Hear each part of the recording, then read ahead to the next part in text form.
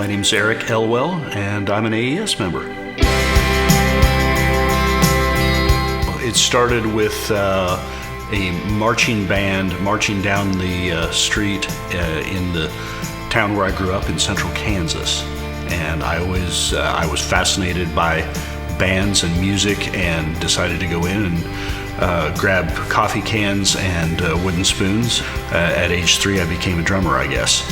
That led to music throughout high school as a focus, led to studying percussion in college as a performance major.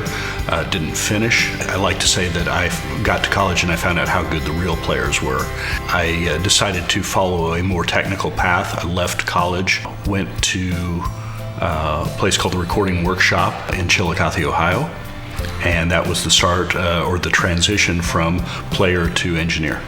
So I got out of the workshop in '83, immediately got hired by a small 1-inch 16-track studio in a converted garage in Topeka, Kansas. Spent a year there doing jingles for radio and bands by night. Also mixed live audio on the weekends at a local club. The owner of the studio also had a top 40 band that was very popular in the area. So it was kind of a 7-day-a-week kind of gig. Basically, after having a conversation with a studio owner in Houston, he gave me some really sage advice, and he said, what you have to do is you have to go and you have to be there at the moment where the engineer in the chair physically dies. And while his body is still warm and malleable, you slide him under the desk, give him a good swift kick to finish him off in the head, and sit down in the chair, and now you're the first engineer. And it's cemented in my mind that you just have to go where the work is. I was in Kansas City for 5 years. I was teaching recording at a commercial recording studio there, freelancing a bit, and I got through a series of relationships. I got a phone call from a manager in LA, from a major management company that was managing a rock band called Giant. And Giant was getting ready to go out to support their second record. And they asked if I would be interested in the production manager and front of house role. And I said, absolutely. I did the road thing with Giant. The guys in the band were also amazing studio musicians, primarily in LA at the time, but had Nashville roots. They are Dan Huff and his brother David Huff, and Mike Brignardello. When they decided to fold up Giant and come back to their studio careers, they said, hey, you should come with us. Come to Nashville, we'll help you get started. And by this time we were out on the road, and the studio where I was teaching recording classes had folded. And so I really didn't have much to lose. I sold my last set of drums for 2 months rent and a Ryder truck, and I moved my family here and just basically threw it against the wall to see if it would stick. So I came pursuing primarily studio work, and my mentors told me, don't ever tell anybody that you have ever touched a live console. So I kept my mouth shut for 5 years until I got outed by a musician friend who gave my name to a manager, and they wanted somebody to go do some weekend dates with a client. And they said, all you have to do is bring your briefcase and your golf clubs, and you don't have to hump any gear. And I said, that sounds pretty good. Since then, it's been an interesting mix and transition between the studio and more live work. So through the 90s, as the landscape of the record industry shifted, I found myself less in demand in the studio, more in demand on the road.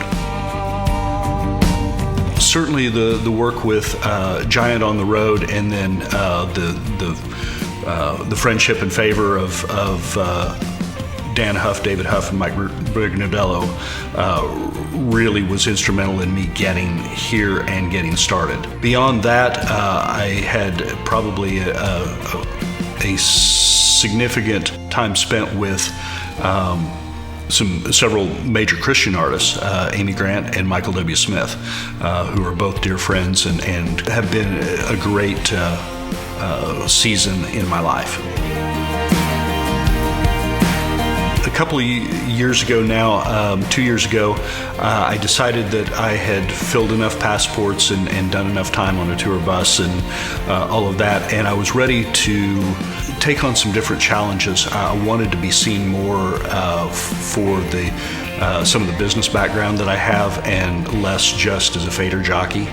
So I started pursuing that and making a transition from a touring front of house guy as a recording engineer, as a broadcast mixer or whatever, into a more of a structured business role. I took a job with a major integrator, installed systems, and they wanted to tee up a live sound or a professional audio department and wanted to get more into professional audio for performing arts centers, for theaters, and large house of worship. So my background in all of those things and even the Christian music background played into that role. So I did that for about 18 months, and just recently I've joined Harman Professional, which is JBL, Soundcraft, Crown, Studer, DBX, Lexicon, as a senior sales manager for touring and rental systems. No. To me, a career is hopefully it's a journey and it's an evolution, and you hopefully get better at what you do. You become more patient, more giving, more wanting to give back. And that's part of my involvement in AES, is to try and help the next generation of engineers along wherever they may be. This is not what you think it is. We get into this profession usually because we're passionate about music and emotion and something that stimulates a feeling. There's a lot more to it. Going into this, you're very naive about the workings of the business. You don't really realize that as the engineer, usually you're the first in and the last out. And as the second engineer or the intern or whatever, you're really the first in and the last out. Punctuality and the things that seemingly don't matter the most. The details. I used to second for engineers and would get remarks like, I can't figure out because I never see you do it, but my coffee is never less than half full and it's always hot. I always tell young people that I'm mentoring, everything you need to know you learned in kindergarten or should have learned in kindergarten. Be polite, be respectful, especially in Nashville. Never assume that the guy that you meet on the street is not wildly successful and ridiculously wealthy, no matter how he's dressed or how he looks. It's one of the most wonderfully unassuming towns on the planet.